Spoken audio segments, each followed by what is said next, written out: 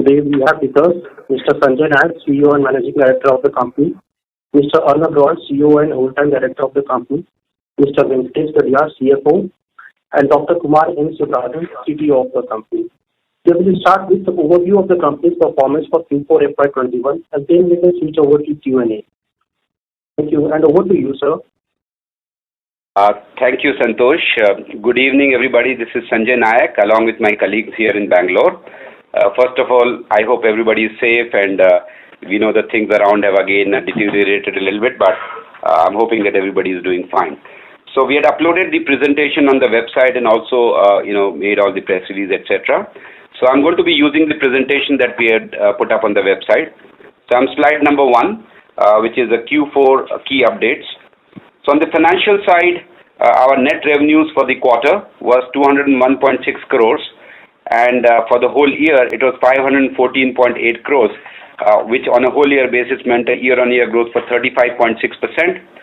On Q4, profit before tax was 18.5 crores, and for the whole year, our PBT was 22.5 crores, and of course, last year was a loss, so this year we turned the corner around and delivered profitability. In terms of operating cash flow for Q4 was 47 crores, and cash and cash equivalents increased by 29 crores to 364 crores. So every quarter we've been able to improve on our cash position. On the booking side, which is orders that we received during the year, we saw a year-on-year growth of 54%, and at the end of the year, our order book, which is purchase orders in our hand, is 679 crores. In terms of the key update on the sales side of the 3 segments, on the India government side, as you would have been tracking, there's a lot of policy decisions which are for promoting Atmanirbhar in terms of domestic telecom equipment, and that is providing us strong tailwinds, whether it be in the form of Make in India policy, the new security guidelines which restricts import of telecom equipment from certain countries after June 15th, or the PLI policy for telecom equipment, which we will be eligible for as well. So overall, I think those things have been a positive factor for our business. On the India private side, as we've been giving the updates on every quarter, we've been continuing to get a lot of business momentum around the wins of new applications, primarily related to home broadband connection, which is fiber to the home, as well as for the backbone capacity expansion using the DWDM technology that we have, which the larger operators have to expand capacity once more data flows into the network. On the international side, for the last year or two, we've been saying that we've been focusing to grow our international business. We're happy to inform that during FY21, our international revenues grew 62% year-on-year and was 40% of total revenues compared to 33% of total revenues in FY20. And in terms of booking, we had 103% year-on-year growth on international booking, and we saw very healthy order inflows, especially from Africa and Southeast Asia. And in terms of new customer wins, which are of material kind, we had 5 new customer wins in Q4. If you recall, in the last quarter, we had also talked about a global, impact that is happening on the semiconductor industry because of, demand-supply gap and capacity challenges. So we do continue to see a global shortage of semiconductor component, which is continuing. And actually, from the last quarter to now, the lead times for certain components have gone beyond 50 weeks and continues to be a challenge. So we will need to carefully manage our inventory and make sure that we place component orders in advance to secure our supplies. Since we had got a heads up in January itself, we have been taking corrective actions and trying to manage the situation that is at hand. And this is a global situation which I'm sure every industry player will be going through. So that's on the key financial update side. I would now hand it over to Venkatesh to walk us through the next few financial slides, after which I'll come back again and give a little bit more color on the sales and the complexity of the business. Yeah, thank you, Sanjay. Good evening, everyone. On the financial update, I would read the Q4 FY21 if I believe most of the people are not in front of the system. So the net revenues for the quarter Q4 was 201.6 crore, and for the entire financial year was 514.8 crores. EBIT was 15.5 crores, and for the year 1.4 crores, and the PBT for the quarter was 18.5 crores, and for the full year 22.5 crores. PAT was for the quarter Q4, PAT was 33.6 crore, and for the full year was 37.5 crores. EPS for the quarter was rupees 3.61, and for the full year rupees 4.05. And the Q4 20 was an exception, and the year-on-year growth, whatever we have mentioned, last quarter was last quarter in the FY20 was abnormally low with a low revenue base. Hence, a respective number on a year-on-year has to be looked into very carefully. Next slide. The key financial indicators. We have in Q4 we have generated the cash flow of 47 crores compared to 55 crores in Q3. Net worth has improved from 1,094 crores to 1,134 crores. Inventory has decreased by 15 crores to 214 crores. We have been able to decrease the inventory level since from the beginning of the year on a quarterly basis. However, while we target to continue to deplete our inventory going forward, but however, we may have to stack up the manage the long lead time on certain components, as Sanjay was mentioning in the earlier call. On the trade receivable, we had improved on the collections on every quarter. The trade receivables on absolute numbers have been reduced from 456 crores from the beginning of the financial year to 414 crores now. And on the BSNL front, I just want to give you the update. While the collections from the BSNL projects were continuing to come, but it was in a slow pace. But however, for the entire year, we have collected about 62 crores in the last financial year. And after that, since from 1st of April till now, we have collected about 12 to 13 crores. With that collection up to date, the overall BSNL outstanding is about 122 crores. But if I take out the retention money out of that, around 70 crores, total old overdue receivable from BSNL was about 52 crores. With that, approximately we would have collected 85% on the project value. Then on the net working capital, on absolute terms, on a year-on-year basis, we have reduced around 90 crores, which moved up from 540 crores to 450 crores. With a combination of reduction in the existing inventory, and we have improved on the collections on every quarter. That's how we could lower the working capital.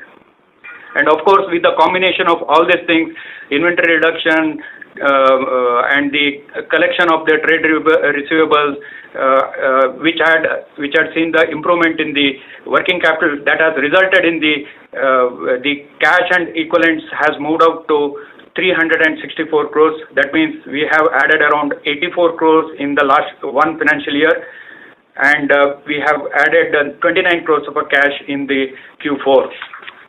Net, particularly this year with the net revenue of 515 crores, and with the costs under control, we have turned break-even at EBIT level, and we become profitable at the PBT and PAT level.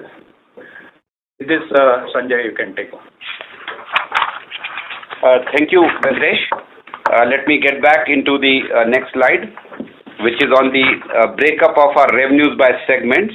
So this is a chart which we share in terms of how the business has been broken up by three major segments, which is India Government, India Private, and International. So if you look at the chart on the right-hand side, India Private moved up from 195 crores last year to 224 crores this year.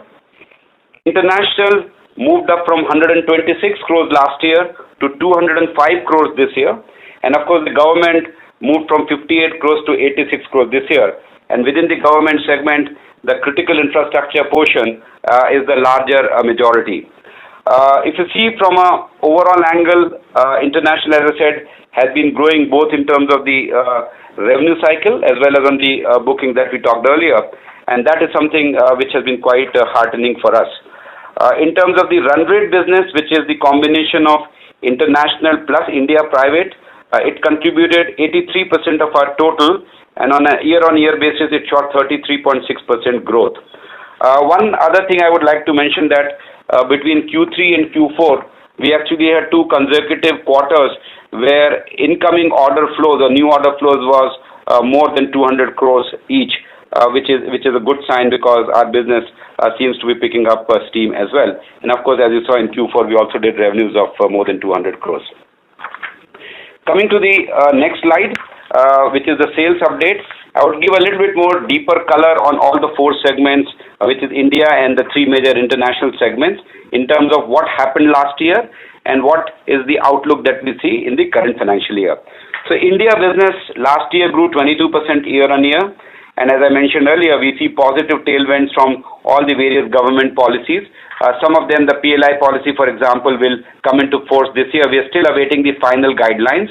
And if the guidelines do turn out in the way we are expecting them to be, this should be a good way for us to take advantage of that policy and get additional margins into the system for us. The other thing which is important is the need for trusted telecom equipment. So there's been a significant regulation where all private, public or ISPs or any kind of a telecom operator can only buy equipment which is classified as a trusted source. And this would be effect from 15th of June. What this means is that unlike many countries who have blacklisted telecom equipment from certain countries, India has taken an approach that they're going to whitelist specific equipment from specific countries. And hence, it is actually a more stringent measure that the government of India has taken. And what that means is there is a need for a lot of operators to diversify their supply chain, and that is something that can benefit us as well. India private, as I mentioned, the broadband and FTTX demand is a key growth driver. So we've been selected by 2 major tier 1 operators for that application.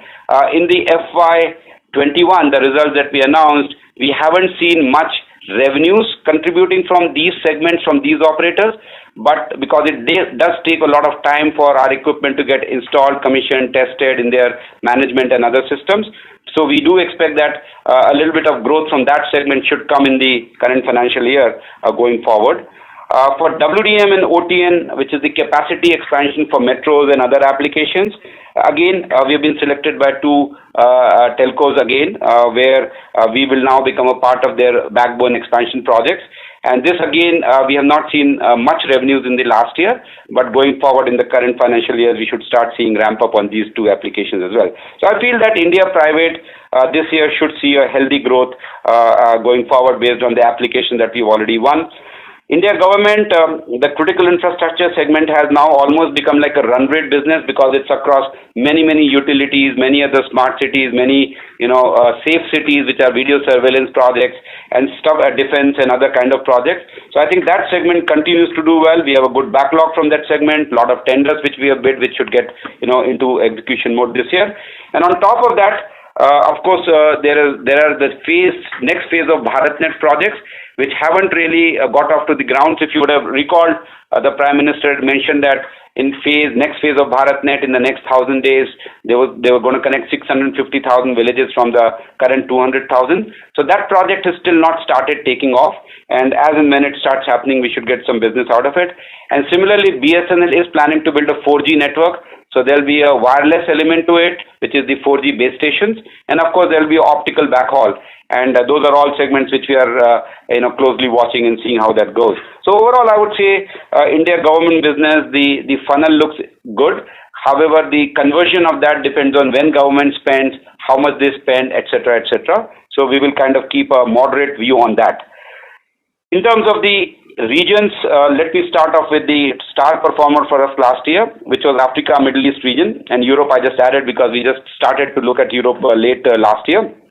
So Africa business on a revenue basis grew 68% year on year. Of course, on the booking was much faster.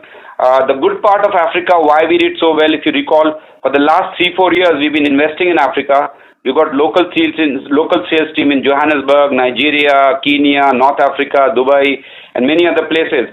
So during the pandemic year, since we had customer incumbency, we had a lot of local teams, we were actually able to get a significant business uptake from our customers. And we continue to see the momentum in this year as well. And we are quite confident that the business will continue to grow quite well. In terms of the CIS and Europe countries, we started looking at it late last year, as I mentioned. We've got a couple of small wins, which are more important from the point of view of our products getting acceptance in those markets. They have not meant much material impact on the revenues. But we do see that with some new sales investment that we made last year, we should start expecting some traction in this financial year. So this is a large addressable market of $3 billion. So the market size is not our problem. Our challenge is really that now that we have incumbency and good success, how do we continue to grow? So I would be quite confident of a quite robust growth in this segment of our business next year. Coming to the next one, the Americas. Americas clearly underperformed for us. In fact, it was not at all close to our expectation as well. And the real reason was that, at least in a good part of North America, the customers really did not want to change their vendor decisions. Whatever they were buying, they just continued to buy. All the labs and trials and testing was almost closed for a good part of the year. And hence, we really could not make much success. As we said earlier, that in US and Canada, we are targeting the Tier 2 and Tier 3 operators and rural internet service providers. And that is a segment which is going to be growing quite a lot for the next few years. I'm sure some of you read American President's big $100 billion announcement for rural broadband and other connectivity from federal funds. So I think there's going to be a new capex cycle around fiber to the home connections for the next 3, 4, 5 years. We are not yet there, but in terms of business success, but with all the efforts that we've been putting last year and now, we hope that we should start seeing success in the near term. Mexico, of course, was again very badly hit because of COVID situation, and the customers really had a lot of challenges. We did win some good customers, some of which we announced, and we expect quite robust growth this year as well. So this is again a very large market, and it's really Mexico. We are almost having again a good strong local team, and US also we rebuilt our team last year, and I hope that both these reasons will give us good success in the next financial year. Coming to Southeast Asia, Asia business grew quite fast, 366%, because the base was not that big, and we won a very large multi-million-dollar project in Southeast Asia, which was both wireline and wireless products. So this was one of our first large-scale deployment of wireless products, which is the LTE base station. And of course, we are also increasing sales investment in the region. We are hiring some more local people because travel and all that will be difficult. And with more of those investments, again, this is around a $2 billion market. So we expect that Southeast Asia will continue to also grow. Now, of course, not at the pace that we grew this year, but will again show robust growth. Net, if I look at all the 4 regions, we see positive signs. We've been, getting good success. And one other thing which I just wanted to mention, that out of 679 crores of order book that we have when we start the year, around 50% of that will be for revenue in the current financial year. So that's around 350 crores of business, which basically we just have to execute as soon as we possibly can. So that's the quick summary on the sales side. The next slide is about the applications where we are winning. This is actually the same slide that we had used in Q3, so I'm not going to go much into it, but just to summarize, places where we are competitive and we are as good as anybody in the world is home and office broadband, which is fiber to the home connections. Of course, when we go to US market or Europe market, they do have some very specific requirements which are of those markets for these applications, for which a certain amount of R&D enhancements and upgrades needs to be done, which we are aware of and are in the process of doing. But the base product is the same, and that should be good. The technologies which we use is fiber to the home, GPON, XGS-PON, which is the next generation PON, and of course, for the wireless side, the LTE product, which we can also use for other applications, for example, in India as well. Coming to the next one is which we address from the 1400 family. Then the next thing is how do you, when you have a lot of data traffic flowing into the network from homes or mobile broadband, etc., or maybe 5G as we go forward, there is a need for all operators to strengthen their backbone capacity. They're always running out of 40 to 50% growth in broadband traffic and data traffic on the networks. So they have to enhance those capacities. So that's where the DWDM technology comes into picture. 100 gig, 200 gig, 400 gig, 600 gig. 600 gig is pretty much state of the art, and we have really, really competitive products. This has been extremely successful in Africa. For example, one of our largest customers there is building web-scale networks for the likes of Google, Facebook, Microsoft, who are pumping in huge amount of bandwidth and setting up large data centers across the entire African continent. So that's one example where we are doing. And of course, network modernization of critical infrastructure. So all of these, utility companies are modernizing their networks, safe cities, smart cities, oil and gas, railways, electricity companies. So that's another area where we do quite well, and there's a whole bunch of technology. So net what I'm saying is our focus on R&D continues. Even if you saw last year, we continued to invest in R&D. We kept our overall cost under control, but we did not shy away for making sure that that our R&D investments don't suffer, because that is the only way our products stay ahead of the game. And we've been making a very good progress on that side as well. I'm now coming to the last slide, and then we will open it up for question and answers. So if I were to kind of see when we started around the same time, actually almost to the same day last year, there was a lot of uncertainty around the business environment at a macro level, and we had come off a very a dismal Q4, and that's why when Venkatesh said earlier that when you're doing a Q4 of FY20 to Q4 of this year, I mean the percentage growth shouldn't really be looked in absolute terms because the base was very low. But there were 3 or 4 challenges which we had in front of us. Can we return to growth? Number 1. Can we actually hit profitability from where we were? Number 2. Number 3, did we have enough cash to ride through the tough times because it was very uncertain last year? And number 4, we had we had a lot of inventory, a lot of receivables, all kind of things were not looking good. So I'm very happy to say that on all the 4 fronts we have made significant progress. In fact, what has been heartening is that we made progress every single quarter. So now 4 quarters in a row, we had growth in every single parameter that I outlined.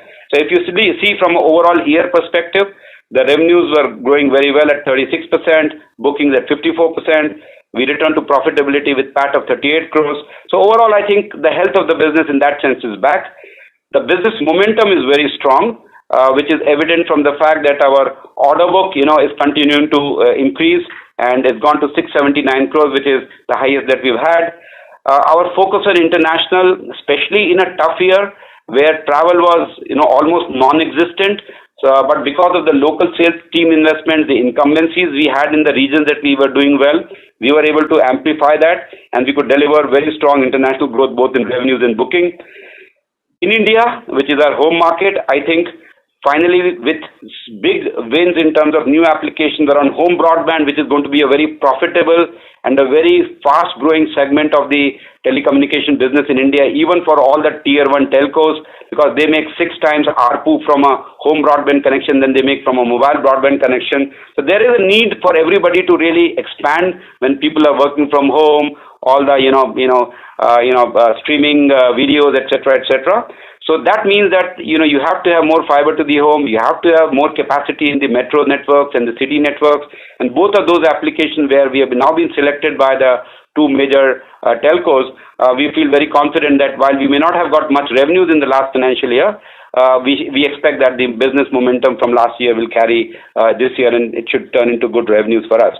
And of course, with all the geopolitical situation happening in the country, Government of India has recognized and acknowledged that telecommunication is an absolute critical infrastructure which has to be secured, which has to be trusted, and there is a need for India to have its own, global, tier 1, telecom equipment company, and that's where the Atmanirbhar spirit comes in.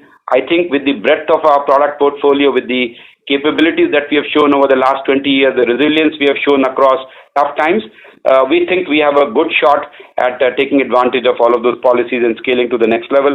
And last but definitely the most important thing as well from a business growth angle, our balance sheet is strong.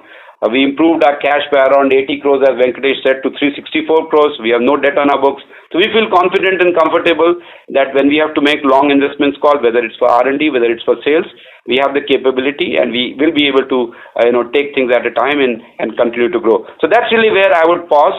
And but of course, the last point also, which I want to reiterate again, that while all of this seems nice, I think the global semiconductor industry shortage is an issue that every company in the world is tackling and grappling with, and we are trying our best. We had taken early calls in December. In fact, when we understood about this thing in January and we spoke to some of the largest customers in India, they were surprised, saying, hey, why are you guys only coming and telling us this stuff? Nobody else has told.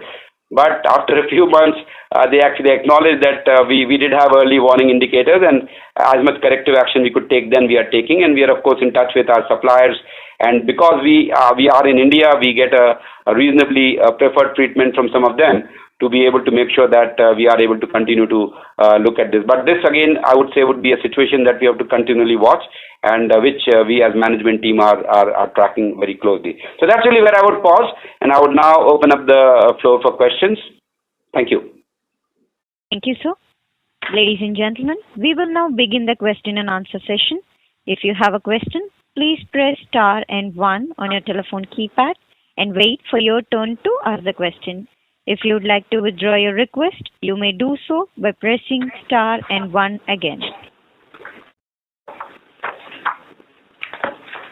Ladies and gentlemen, if you have a question, please press star and 1 on your telephone keypad. First question comes from Mukul Garg from Motilal Oswal. Please go ahead, sir. Hey, thanks. Sanjay, good to see you guys return to 200 crore plus revenue number. I think that's quite a commendable performance. Just a couple of questions on the international business.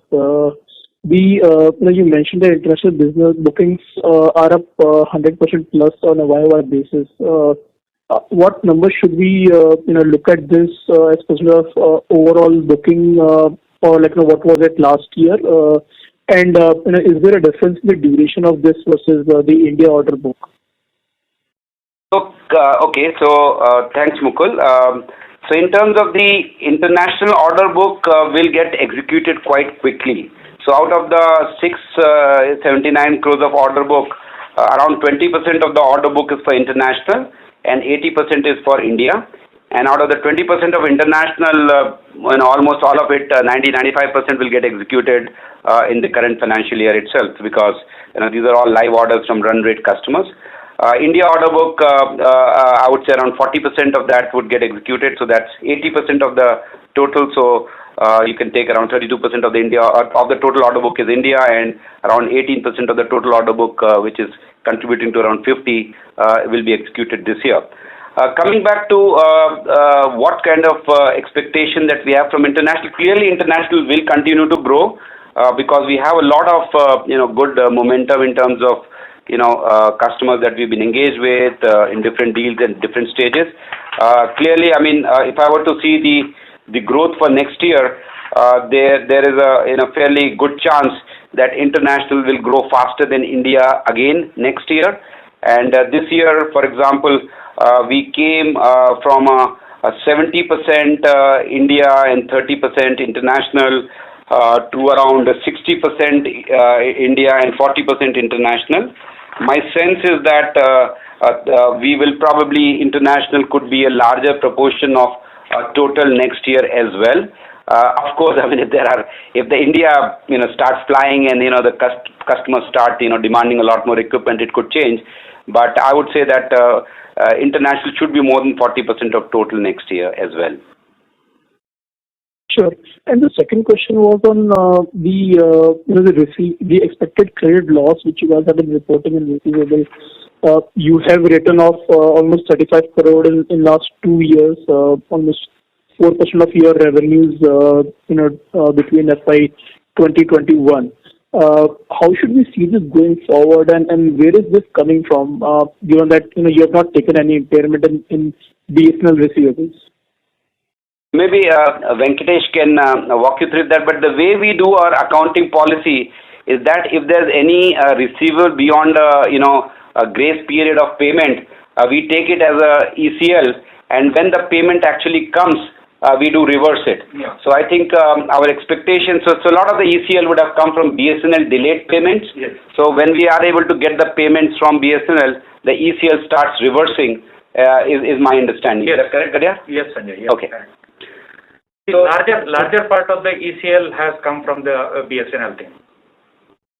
Okay, so this is like dominated by BSNL. Yes. In fact, net of BSNL, the DSOs, receivables on an absolute basis, everything basis has dramatically come down this year. Understood.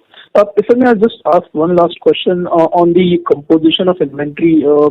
Is there any change, in inventory in Q4 versus Q3? Given the revenue growth in Q4, coupled with the shortage in semiconductor, I'm just trying to understand whether you are carrying more semi-component inventory on your books, or is this similar in the nature? No, I think it is. We are starting to stock up on components, as Venkatesh mentioned, because what happens is if we leave the component buying to our EMS companies, they will place only when they get everything else finished. But right now the question is for securing the inventory for the next 6 months, 9 months, 12 months, right? So we did take calls on securing component inventory. So there will be some component inventory increase for sure between Q3 to Q4. But the way it will happen is we will consign it or sell it to our EMS company as and when he needs it for the other purposes. And related to that also is that which I think Venkatesh may not have pointed out, but we also have a little bit more higher levels of inventory in Q4 than it would have otherwise been, because our objective is first to secure the components rather than worrying about reducing inventory by much more larger things. So I would say this thing we will continue to track. So inventory will continue to get used. It's actually today having the inventory is an asset. There are many customers around the world. If I can say I'll ship you material tomorrow, they may cancel the order from their existing supplier. In that sense, this is how we are managing the inventory at this stage. Understood. Thanks for answering my questions. I'll get back into the queue. Thank you. Thank you, sir. Next question comes from Sanket Bihani from KDA Securities. Please go ahead.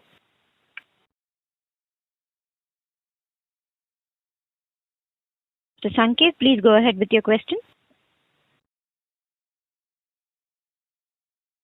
It seems there is no response. Can I move it with the next question? Yes, please. Yes. Next question comes from Shantanu Mantri from MK Ventures. Please go ahead. Yeah, hello sir. First, very big congrats on an exceptional performance. I am sure this has surprised everyone, including us.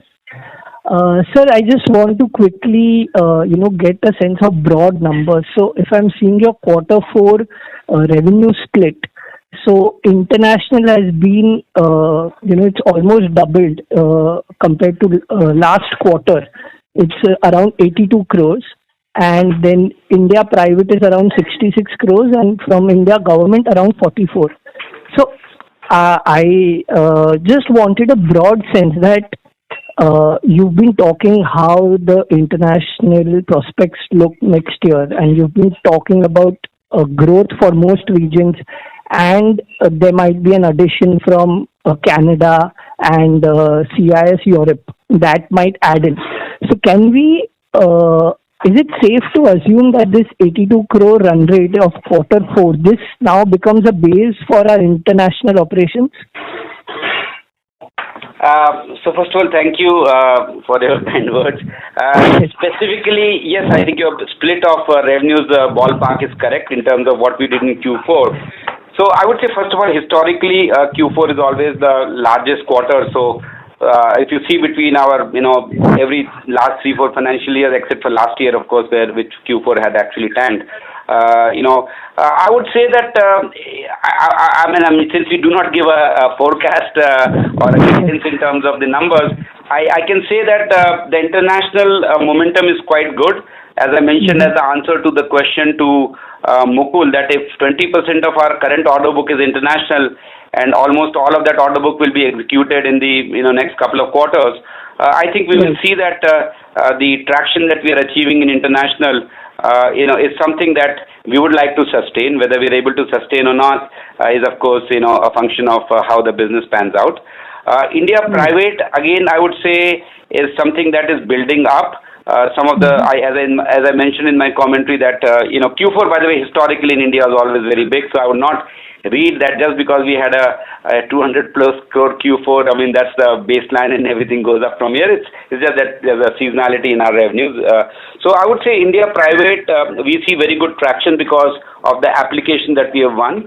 And once our customers start deploying our products, we just took a little bit more time, especially because of the COVID situation. Their labs were closed, their teams were not working in full capacity, etc. We feel that that's a traction that can continue. India government, as I mentioned in my commentary, is always the most hard to predict. So the only thing we can predict is the orders that we have in hand, which we have won, which is just got to be executed. The new tenders, new supplies. I mean, some baseline amount, of course, keeps happening without any issues, especially in the critical infra. But the India government part is really out of our control. If the government decides, for example, this year, that they're going to spend more money on COVID-related stuff or whatever else they want to do, and the telecom projects suffer, it of course will impact our business. But we have a decent amount of backlog from the India government segment to feel that at least it can, it'll not be great, but at least it can be modest growth from where we are. But clearly, international would continue to grow the fastest, followed by India private and followed by India government, which at this stage is mostly because we don't know how the government spending will be in the coming financial year. Sure. So one last question. What really excites us is that India private, what numbers you are doing, you are saying that in FY21, this was primarily nothing major came from the home broadband, the FTTX, right? That the two, where we are selected from the two telecom players. So that in itself is a huge opportunity where, we are reading that more than 10-15,000 crore opportunity in the coming years. So that has yet to play out. So I remember talking to you in December last year, and you said in a couple of months more clarity will come.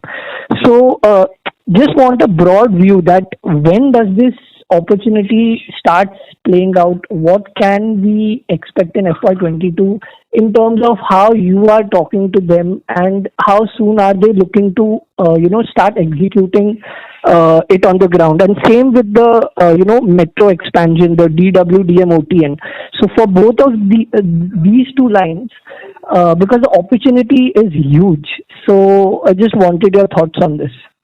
Yeah, no, that's a good point. So where we are exactly is that, as I said, in this quarter, the current quarter that we are in, we believe that we are at the tail end of the testing and integration, because since our equipment gets into a customer-facing situation, they have to integrate in their billing, management, operations, all kind of systems, right? And that has taken more time for both of them, because one of them, the OSS, is run by a competitor company who was not most motivated to integrate that stuff quickly. But almost all that is over. So I would say this quarter would be the quarter when all of those systems would be put in place. So next quarter onwards, we should start seeing order inflows for these two applications. And then, and so that is one part. The second part is their own ability to roll out, because not just for us, even for themselves, if you look at their numbers, both the operators that we are all talking about, the number of home broadband connections that they would like to give versus the number of home broadband connections they've actually been able to give is very significantly low. So if they are not able to solve the last mile problem as fast as they would like to, clearly the rollout would get spaced out. Not that it is not going to happen, it will just get spaced out. So the pace of rollout is something that they control. What we controlled was, to some extent, is how quickly we can get integrated in their system so that we become a part of their ordering flow. And then it becomes a pure market share for us, that if there are 2 suppliers or 3 suppliers, how much market share do they distribute between their current incumbent and us. So I think that I would say Q2 onwards will start playing out, because Q1 looks like will be the tail end of all of this integration, etc. So we can expect, say, from second half of this financial year? That's a fair point. That Q1 will be always, Q2 the order comes, second half is when the action starts happening. Yes. All right, sir. That's it from my side. Thank you so much. Thank you. Thank you, sir. Ladies and gentlemen, if you have a question, please press star and 1 on your telephone keypad, and we request participants to restrict with 2 questions in the initial round. So next question comes from Ashwini Agarwal from Ashmore Investment Management, India. Please go ahead. Good evening, Sanjay. Congratulations. Very interesting and positive numbers and great commentary. A couple of questions. So as your international increases, let's say it goes from 40% to 50%, and as your private sector kicks in later this year, would it be natural for us to expect the seasonality to go down significantly? I mean, historically, fourth quarter has been a significant portion of your annual revenues, but let's say 1.5 years out, shouldn't your 4 quarters start to look reasonably similar or, more even? Would that be a fair expectation? No, absolutely, you're right. In fact, that is a very fair expectation, and our endeavor is even starting from FY22, because of the healthy backlog that we have and the need for a lot more run rate customers to execute. We hope, if you see between Q4 of last year to Q1 of last year, we have something like close to 3x difference. We did around 78 crores in Q1 and 200 crores in Q4. So you are absolutely right. That seasonality definitely will start shrinking because Q4 is a very Indian phenomena because the government guys and even the Indian guys, a lot of stuff happens in Q4. So we hope that starting from the current financial year, the seasonality will start reducing, and as our customer base broadens, especially outside of India as well, we should see a lesser seasonality coming in. But I would still say our business is small. We are vulnerable to big ups and downs from a few customers. So we still have a little bit of way to go to be fully, what should I say, insensitive to this stuff. But currently, the directional wise, I'm pretty sure that seasonality will start coming down. So the second question is that, you spoke about the chip shortage, but, my colleagues tell me that TSMC has been talking about a significant expansion of capex, and at least on the automobile side, TSMC has promised that auto side of the semi shortage will start to ease, say, July, August. Does that have any impact on your semi supply, or is that a completely different value chain? And what are your equipment suppliers saying? And the connected question is, how much have you been able to secure the next 12 months revenue? Is there a potential where you might lose revenues because of shortages of components? So let me answer the second one first. Definitely there's a potential that shortage of components may cause some revenue blip for us. The reason being that the things are changing by the day, in the sense that some days we get a new surprise that, oh, by the way, this chip supply has also increased from 16 weeks to 26 weeks, and so on and so forth. So, and then coming back to the first part, by the way, the common point is TSMC. Actually, TSMC does auto chips, TSMC does communication chips, TSMC does all kind of chips, right? TSMC has limited capacity.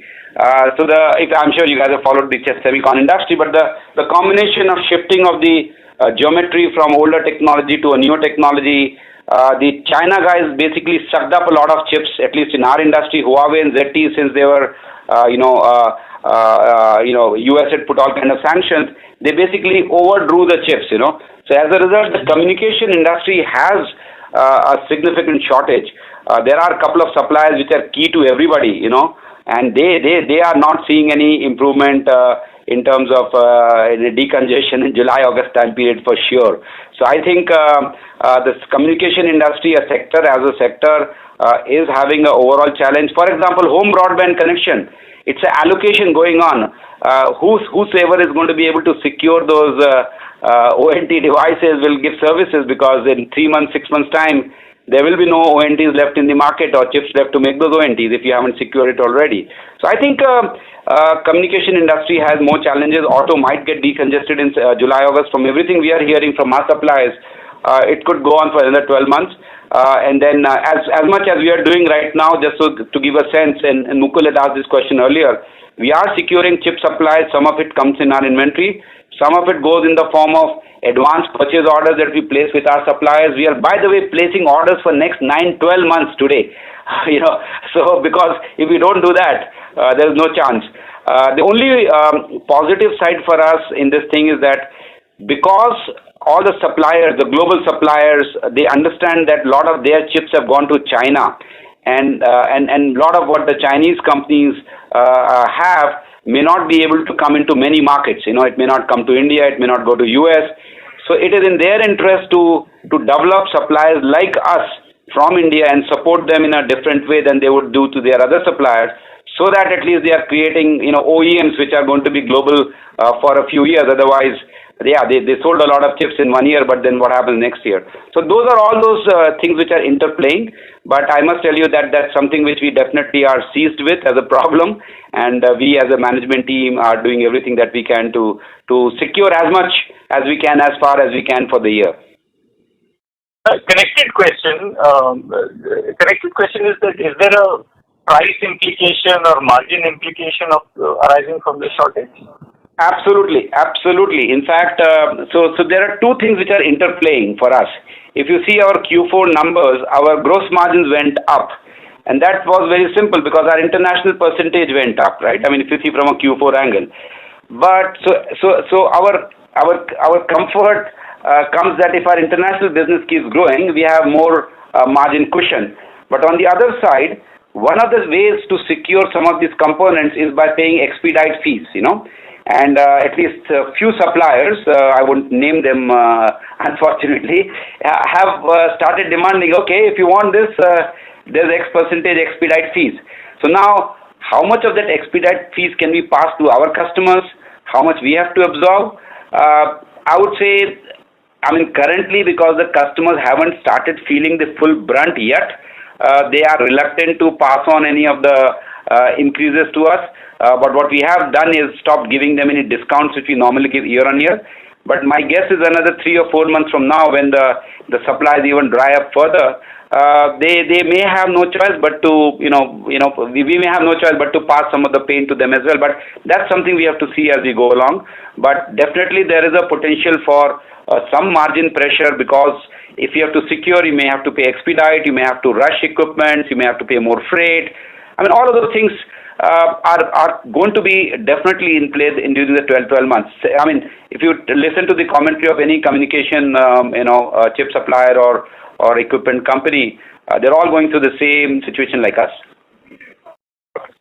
Thank you, Sanjay. All the best. Look forward to keeping in touch. Thank you. Thank you, sir.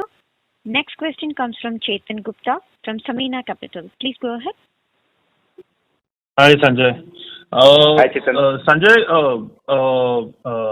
Sanjay, just near-term impact from COVID wave 2 on exports and domestic, you didn't touch on that. It's the only kind of near-term red flag we didn't speak about. So maybe it will be helpful to kind of update us. Thanks. No, good question. By the way, this situation is evolving every day.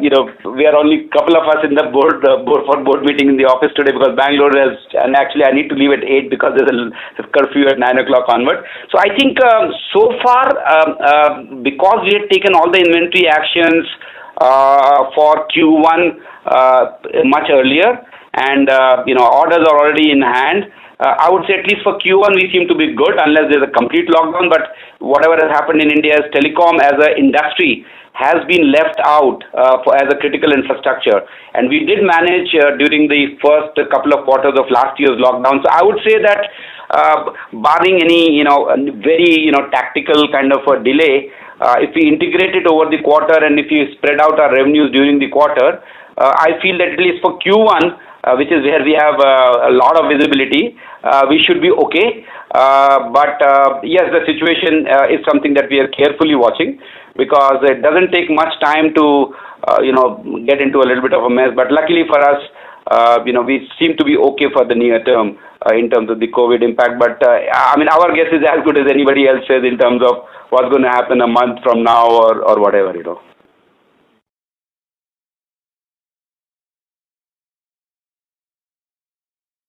Okay. Chetan sir, hello. Yeah, please. No, I'm done. Thank you. Thank you, sir. Thank you, sir. Next question comes from Tejas Shares from Nippon India. Please go ahead. Yeah, good evening, Sanjay. Hi, Tejas. Great set of numbers. I just have two questions, both on the international front. We have added 20 new clients in financial year 21.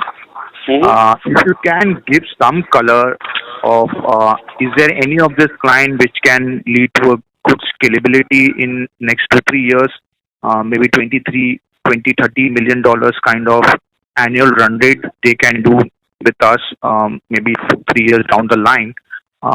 Any of those clients, if you can throw some color. Yeah, I think there are a couple of those which can do that. In fact, the good news is, for example, in Q4, one of the clients that we signed up, a new client, we just got the initial PO from them, a very small one. But if that works out, that partnership alone can be quite a large partnership, maybe at least in the second half of this year and going forward for multiple years. So I think there are definitely customer contracts on the international side which are not just tactical one-off kind of things. We think that a lot of these things will be, hopefully continual increases in there. Not everybody is big for sure, but for example, similarly, even in the Americas, in the Mexico part of America, actually, we won a tier 1 operator there, which again is is a run rate customer, will continue to do well. Asia, same situation. So I think there's definitely among the international customers we have won, there are a few which have a large potential over multiple years, and we just have to make sure that we continue to service them well. And by the way, one of our African customers last year did phenomenally well. I mean, this is the existing customer for a few years, but they absolutely did fantastic for us, and we have been growing with them. Even this year, their forecast and funnel looks very exciting. So I think even the Southeast Asian customer that we got a repeat order for wireless, again, has been an existing customer. So the story for us international was wherever we had incumbency and a track record, we did well. Wherever we had to break in and create a brand, we struggled. So I think hopefully, but we can't struggle forever. So hopefully we start showing better results from all the different geographies. What would be the cumulative spend on these 20 customers in the product which we can service them on? Good question. I don't have that data in front of me, but by the way, in most of our industry, it's a few customers drive a lot of revenues. I mean, that's just the nature of the beast. And what we do is we keep growing a lot more customers at the base. Some of them, start with $100 to few $100,000 in the first year, become $500,000 to a few $1 million next year, become 5 to 10 next third year, become 10 plus. We had customers who were 10 plus, we had customers who were 5, 10, we had of course customers, few 100,000. So I think the pyramid is continuing to build up for us. I think one of the earlier calls we had described this, and we are making progress in that. As I said, we had 2 customers who did, I guess, 10 million each last year. So. Okay. On the America part of the international piece, now obviously the lockdown is continuing at the global level itself.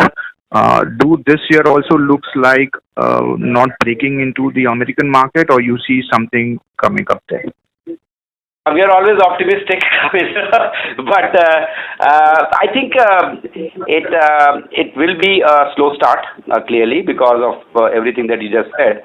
But I hope that as the later part of the year progresses, we should be able to build up the momentum in Americas. It definitely may not be to the size of Africa, which has already reached a very large number.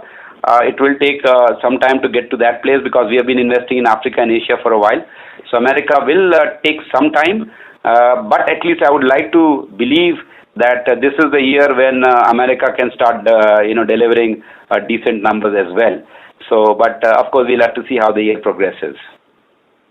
Just last on this Make in India push by the government, even the private telcos in India are enticed to source internally. Are there norms set for them as well by the government, or it's something which is very open-ended? Okay. So, first of all, very good question, because directly they are not mandated to buy under the Preference to Make in India scheme. Like every government department, center, state, municipal, whatever, they have to buy under the PMA, the Preference to Make in India scheme, right? So private is not under that scheme. Having said that, private is under another law, which is again motivating them to look at alternating their supply chain, which is that from June 15th onward, and you would have been reading about a trusted source, they can only buy equipment from trusted sources, which basically means equipment from a certain country will not be allowed to be bought by them beyond June 15th. So many of them who have a large exposure to equipment vendors from such countries are saying, hey, if there's an Indian company, why shouldn't I, look at them? Because it gives me a long-term, credibility and long-term, assurance of supplies. So I think we are seeing that benefit come to us, in addition to, of course, products being competitive by themselves, which I think should start showing up in a positive way. But that's more like the indirect effect, if I were to put it, But they are definitely looking to see, hey, why not from Indian sources, right? Okay. And Bharti Airtel tied up with Dixon for one of the telecom equipment on the PLI scheme, and that kind of assured them the business from Bharti. Does it make sense for us to tie up with any of the last two telcos for the equipment which we can cater to them for their local deployment? See, the way it happens is, from what I understand, I've been reading that news item as well. For whatever I understand is that is for very low-end equipment, which is more like your dongles or, CPs or things which are in very high volumes and very low design content and which are most manufacturing-oriented. So for those things, it makes sense for contract. So by the way, Dixon being a contract manufacturer makes sense for them to manufacture for OEM because it's just a pure manufacturing thing. But for a lot of intellectual property, a lot of software content, a lot of design content, it is a slightly different value proposition because the volumes are not very high. It's a high value but low volume, whereas contract manufacturing tie-ups make sense when it's high volume and low cost. So I would say we are working closely with all the operators. Of course, there are conversations around that. You guys are going to get PLI benefit. How can we benefit from it? So those conversations continue. Because since we ourselves outsource our manufacturing to contract manufacturers like Dixon, for example, I don't know if we adding a layer in between may make sense there. But that's something we'll continue to evaluate. I don't see anything on the table as yet. Oh, thank you very much. Thank you. Maybe we have time for one last question because if you don't leave now, then we will be under curfew. Thank you, sir. Thank you, sir. That would be the last question for the day. That was the last question. Okay, great. Yes. Now I hand over the floor to Mr. Sanjay Nayak for closing comments. No, thank you. I guess we already had very good questions which covered almost all the topics that I would have wanted to beyond what I said in the presentation. Again, I would like to say that it's been a good year for the company. We as management team have been very focused. We basically doing what we said we were going to be doing, which is focus on international, focus on the run rate, continue to invest in R&D, focus on collections, cash flow. So I think all of those things have panned out well. We hope that with all our efforts, we'll continue to keep the momentum for next financial year and look forward to showing good results in future as well. And as I think you all know that Q4 is always the biggest quarter for the year. So Q1, there is a seasonality as we talk, so we'll have to deal with it as we goes. But we are making all the best efforts to look at the challenges and find a good way to build a business. So I again feel that thanks to all the team of the company and everybody else, we've been able to turn the company around and get it back on the right path. Thank you. Thank you, sir. Ladies and gentlemen, this concludes your conference for today. Thank you for your participation and for using Doorsabha's conference call service. You may disconnect your lines now. Thank you and have a pleasant evening.